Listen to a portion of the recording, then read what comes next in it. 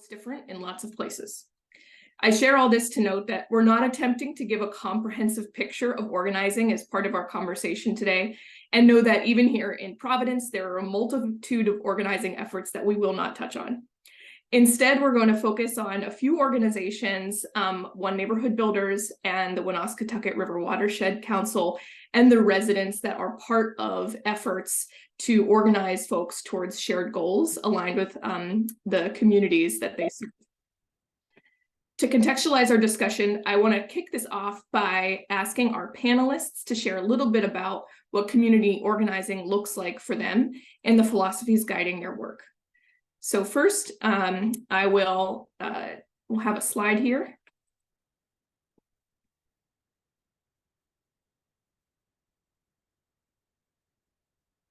Wonderful. So I'd like to invite María, José, Miosotis, and Pedro to introduce themselves and their work with the Woonasquatucket River Watershed Council.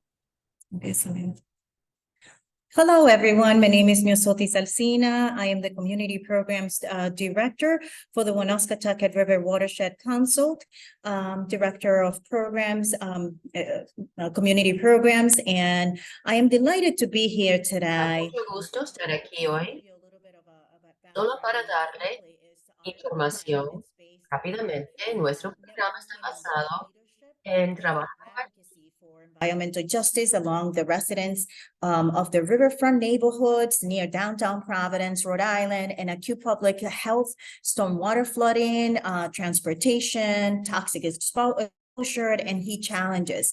Our programs actually have various initiatives such as Nuevas Voces, Champions of Climate, in addition to a speakers program and other programs that are in the development mode. We are delighted to be here, and Nuevas Voces has recently graduated from an 8-month cohort program, and we're looking forward to having and hosting an additional cohort program starting next year. It is in the progress, therefore we will be announcing additional information as we get closer to that time frame. Also, just really quickly to give you more information pertaining to this program is that we have a greater say in the community development and resources allocating emergency preparedness at all levels within the community. In addition to that, we're able to compensate our participants. I'm going to stop there because if not, I'm going to give you everything. And I'm going to turn it over to María José. Thank you so much. Good morning, everyone. My name is María José. I'm co-facilitator of New Voices program and facilitator of Champions of Climate Change. Facilitator. And bueno, creo todo lo demás ya lo dijo Miosotis y everything else Miosotis already said. My English is a little limited, but I can say some words. Now, if we can probably, Pedro, turn it over to Pedro. Hi, Pedro.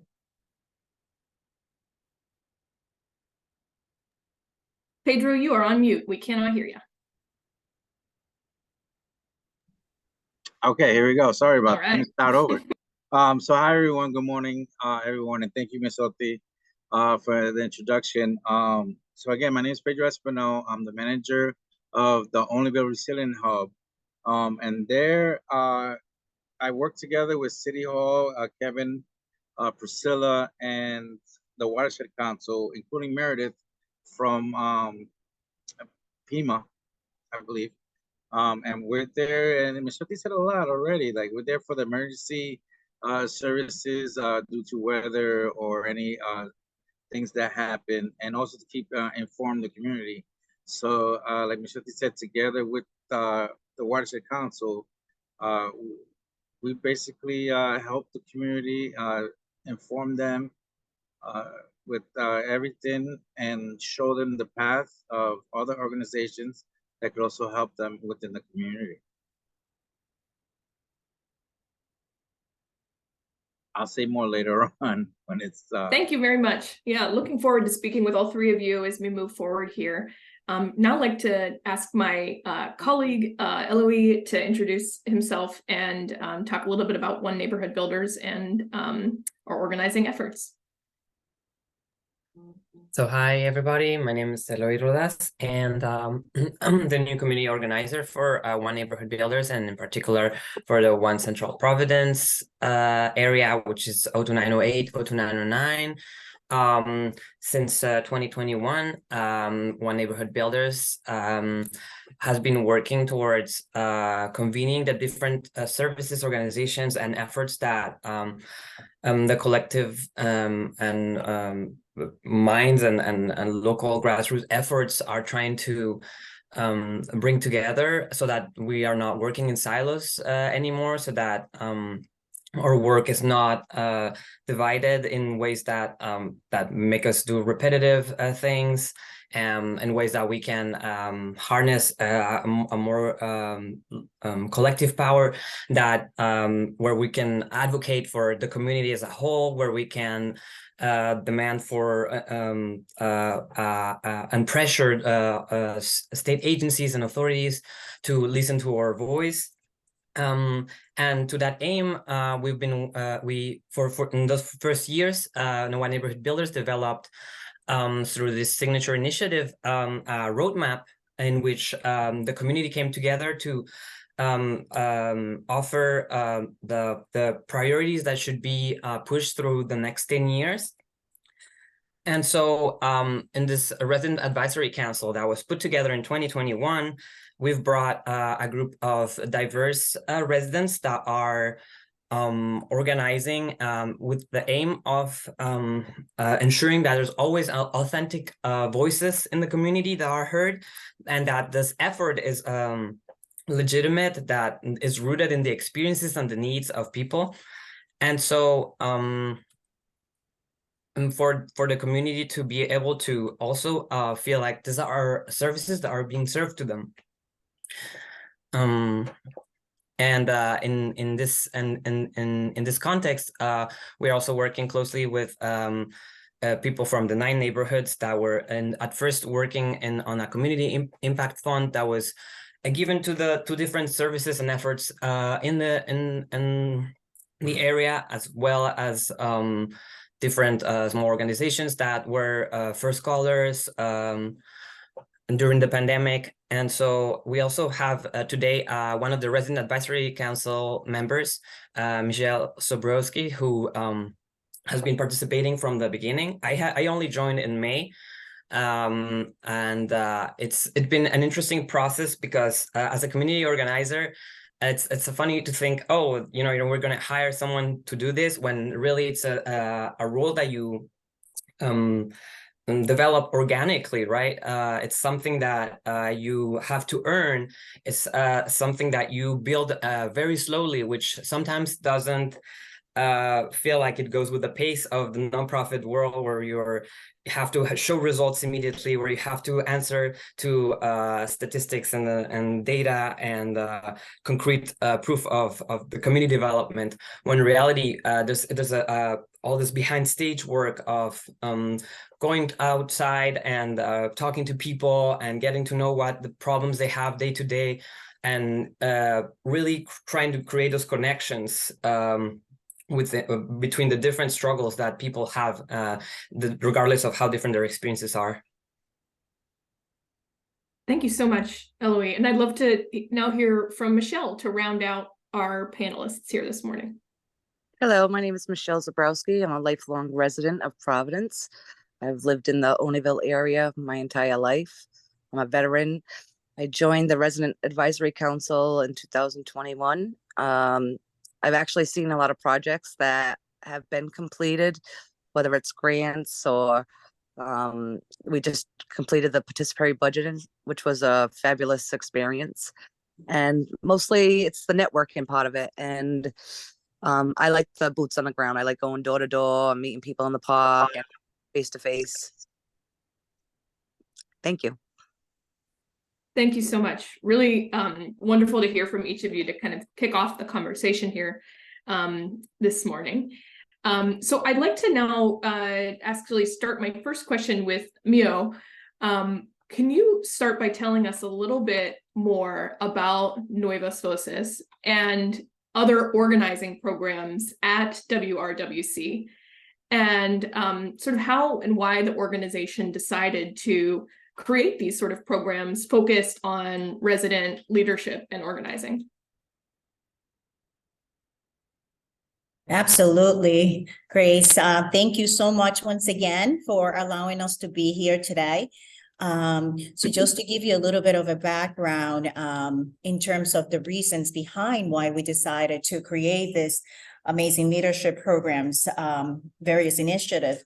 One of them is because we saw the deeply impact of our Onlyville community that was a variety of environmental issues, and turning to the work into action, which bring us our voices together. And that's why we decided to call it Nuevas Voces, because we felt that it was a very strong way of approaching in various way. And when I say various ways, is because Nuevas Voces mean new voices. New voices are the voices of our community that can impact and make a great unity to make changes within our community. To address community, also, we decided to assure that we were able to communicate with our community, with our neighborhoods, to address community resilience to the climate change that was developing.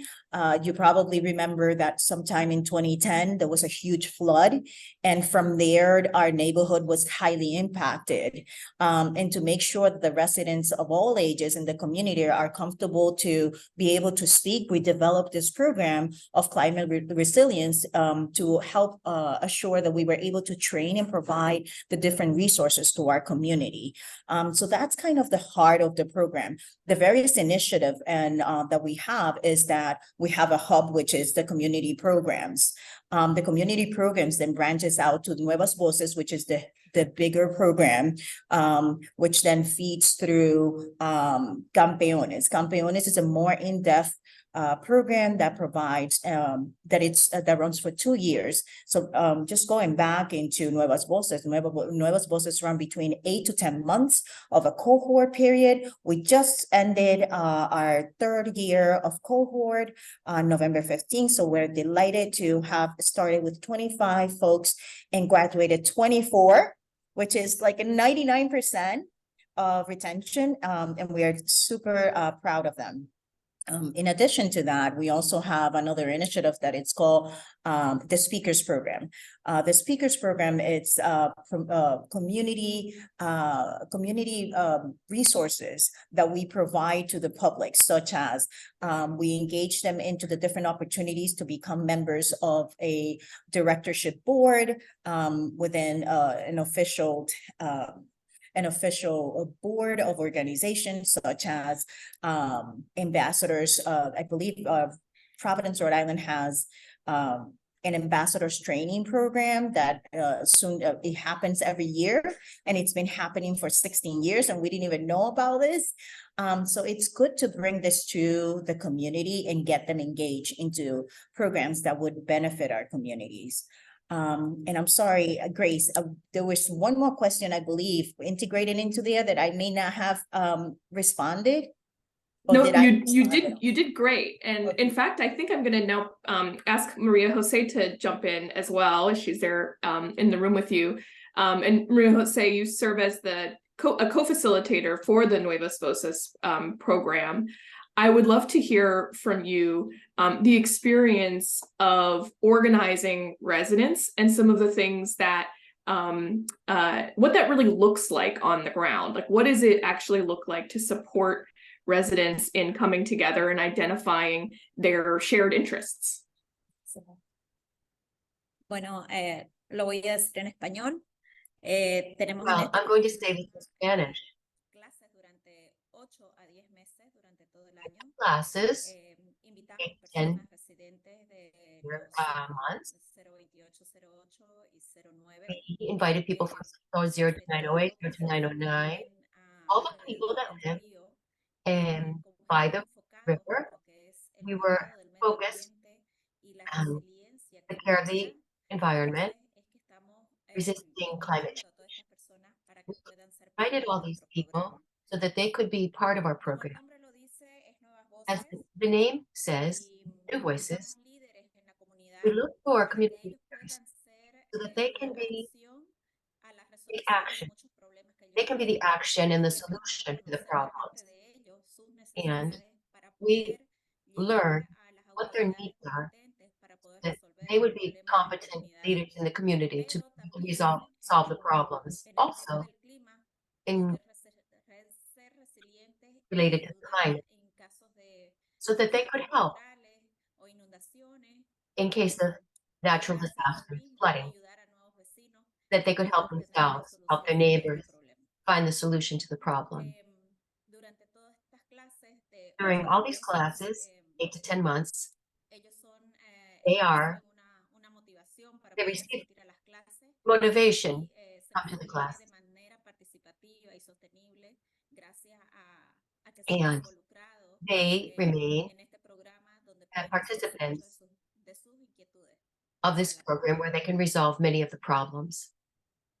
Also, one thing that we didn't add at Grace is that we were both actually part of the first cohort in 2020. And as part of that first cohort, we were able to also engage and be able to identify a lot of the needs that the community was able to voice. Me gustaría agregar que este programa es I would inclusivo. like to add that this program is possible by native language, Spanish, but we also have people who haven't had access, and they are part of the program. Also, a lot of participation from the community. We have services for children. While the parents are in the class, we have childcare in a friendly environment. They can also learn, and they can participate in some of the classes so that they can learn about the environment that surrounds them and how to preserve it.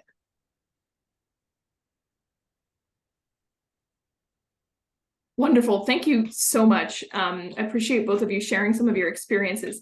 And for folks who are still navigating the translation interpretation channel, note Ali's note in the chat, which is that if you click into interpretation within your options, you have the option to click English or Spanish, and it will interpret live any Spanish language speaking.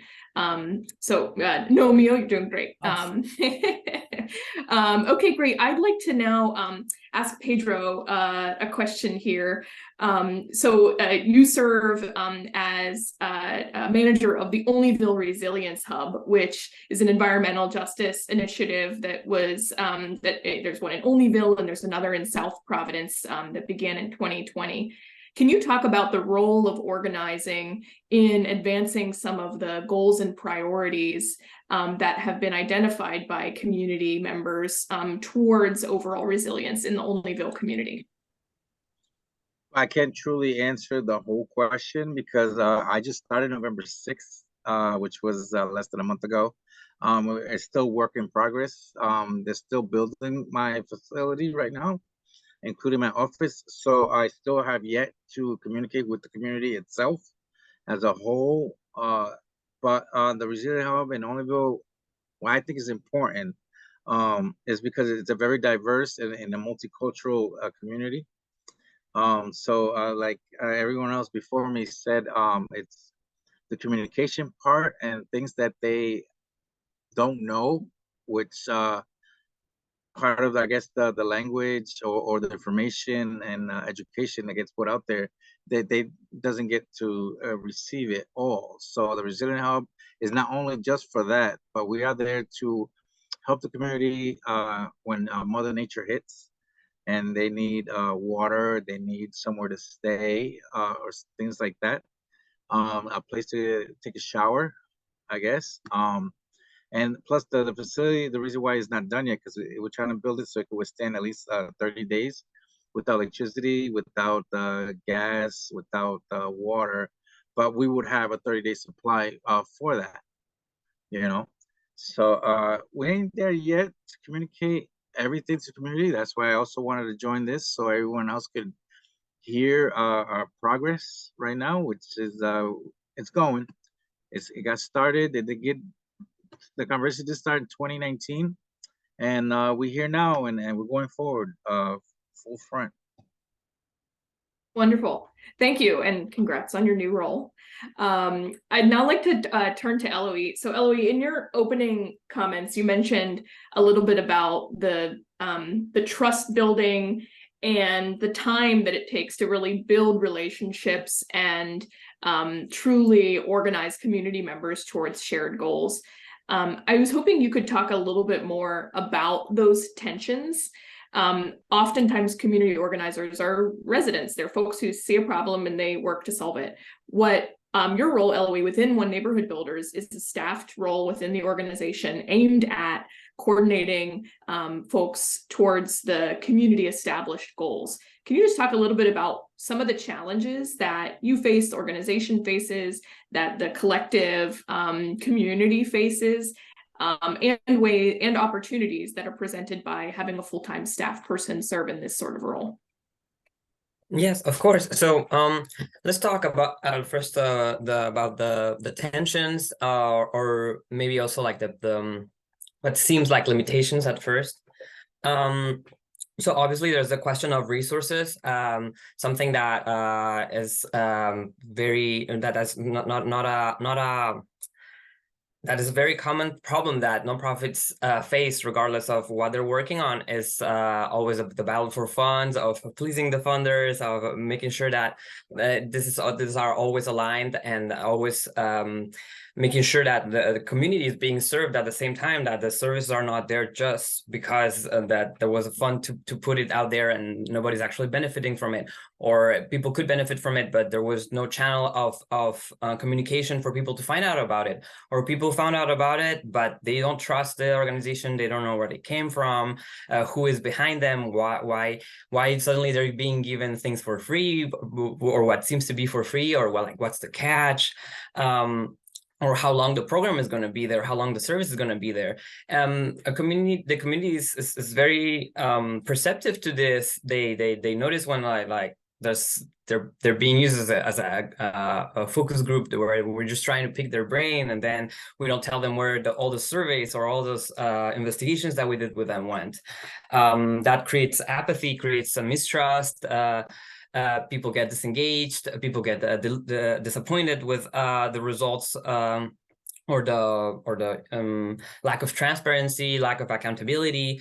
Also, when an organization of the size makes a mistake or has some setbacks, it's also very important to be humble and say, this is what happened, this is the problems that we encountered, this is the contradictions that we're facing. And this is why the program is not moving forward. So all those things are important to take into account. Also addressing all the tensions that might exist in a meeting, right? There's always power dynamics. We always try to say, oh, this is going to be a horizontal thing where everybody has the same a time to speak, time to participate. But then there's always, if we don't assign roles, address the elephant in the room and say, oh, there's like some personalities that people are more drawn to or more likely to vote for within a group of community members that are getting together, then this can create also a disconnect. But as you said, there's also like big advantages that to having someone as a full-time staff that is organizing the community, that can focus exclusively on that doesn't have to do that on top of their 9 to 5, because then we can really meet the community where they are at. We can really create an agenda and schedule steps and create a real program where the community is going to be able to check all the documents, check all the information, check in with you, have your contact, know that they can rely on you fully.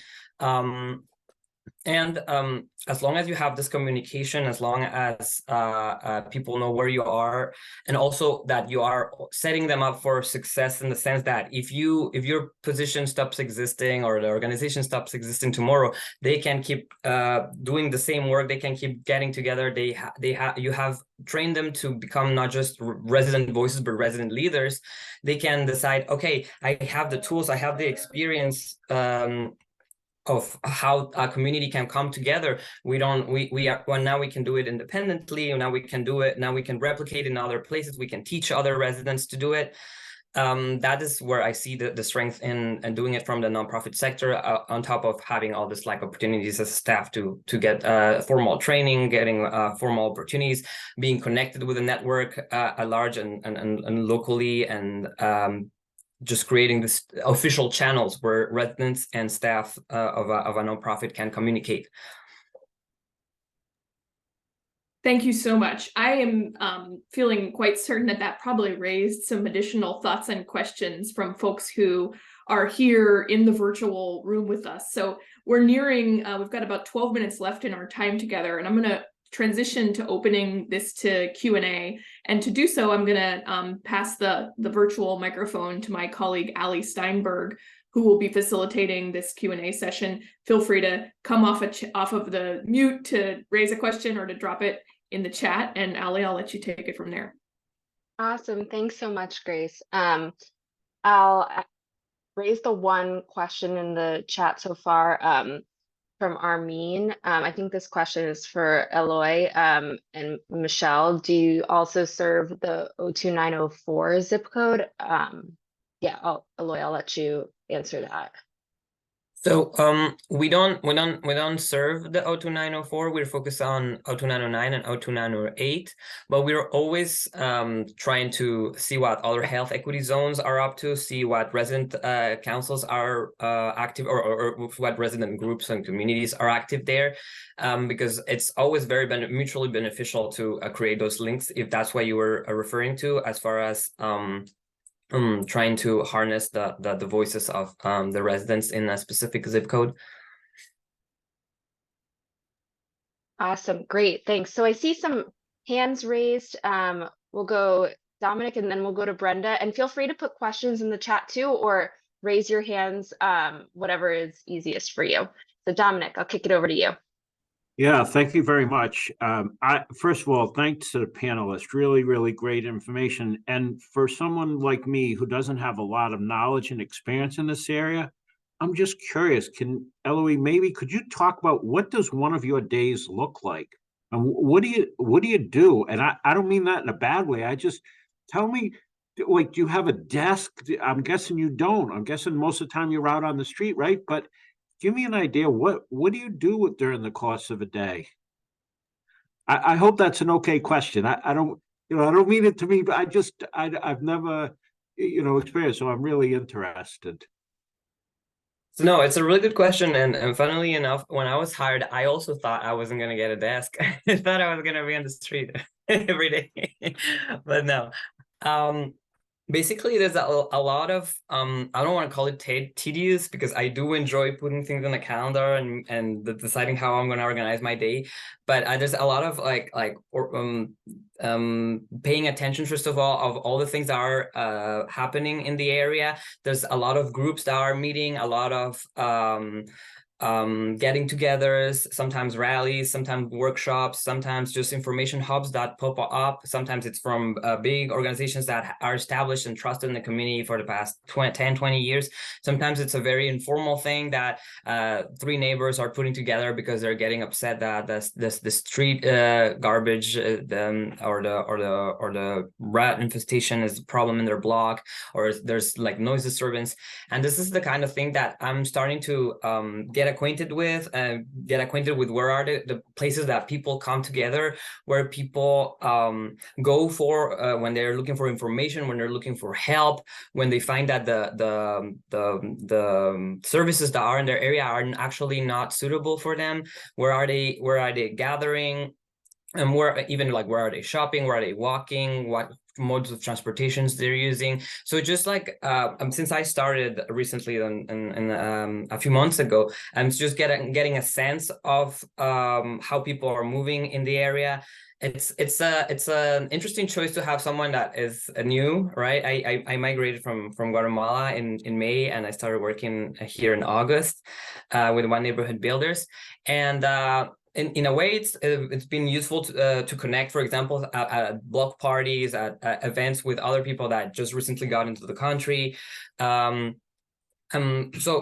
Usually my day-to-day is working towards having this space where towards having this resident advisory council that's happening once a month, and we're in a phase where we're recruiting new residents, and we're trying to make a name for ourselves, see what projects are going on, so we can offer feedback, so we can participate, so we can share different opportunities, so that the community gets to know us and we get to know them, and we know that. And so it's a very slow process. It's not linear, and it happens very organically. But I hope that answers your question a little bit. But in another thing I want to say was that I feel like even my colleagues they don't have the title community organizer, they are all community organizers. I think that in a nonprofit, everybody has a bit of community organizer, or can afford developing some traits of community organizing in them, where whenever they go out, whenever they talk to people outside, it builds up. Awesome. Thanks, Eloi. Brenda, the floor is yours. Thank you, and apologies for being off camera today, but very interesting comments. I mean, a lot of us some of us have been doing this for a while and doing a lot of this organizing and kind of community involvement and engagement projects.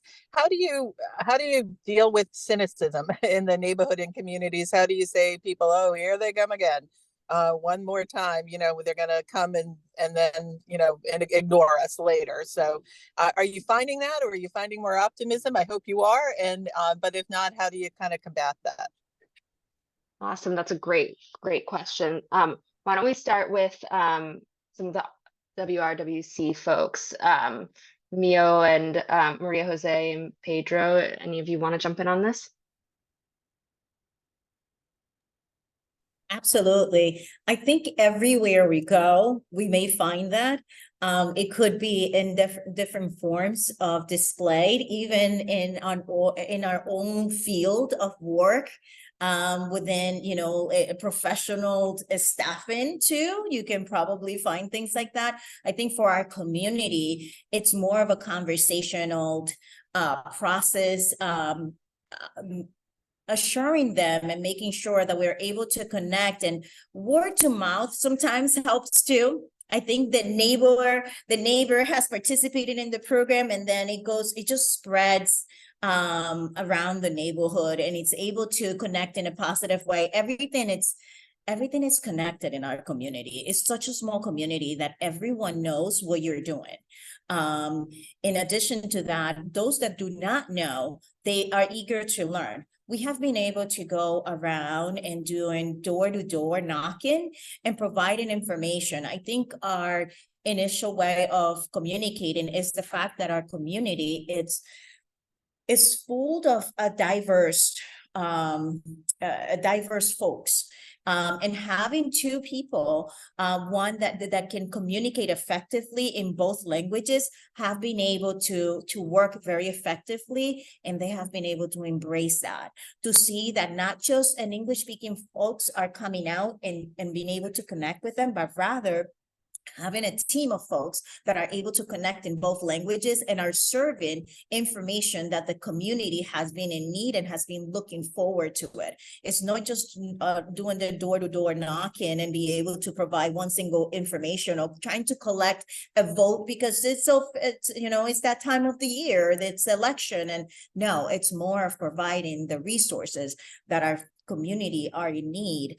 And by doing that, I think we have been able to connect quite a bit in a very positive way. I have not yet come across a neighbor that has turned their door or their attention away from us. We have done programs or just events in the local parks, and the neighbors across the way have been able to actually come see us from the window and come over to find out what's happening, what are we doing, how can they get engaged. So those are the kind of things that we are looking forward. Oftentimes these frontline communities are the face that they face many challenges, and by us being able to provide the resources, then they're able to connect with us. And without even knowing, sometimes we just recruit from there. And it's great to see the retention because they embrace that particular momentum that is happening. María José, están hablando acerca de cómo nosotros podemos. Well, why don't I turn it over to Pedro while I translate really quickly to María José, and she can provide feedback on that, okay? All right, thank you, Miosotis. Thank you. Sure. So in my point of view, also, I haven't seen that yet, because I believe the community, due to COVID, they actually have become closer, you could say, as a community, as neighbors, as people, as humanity does, you could say.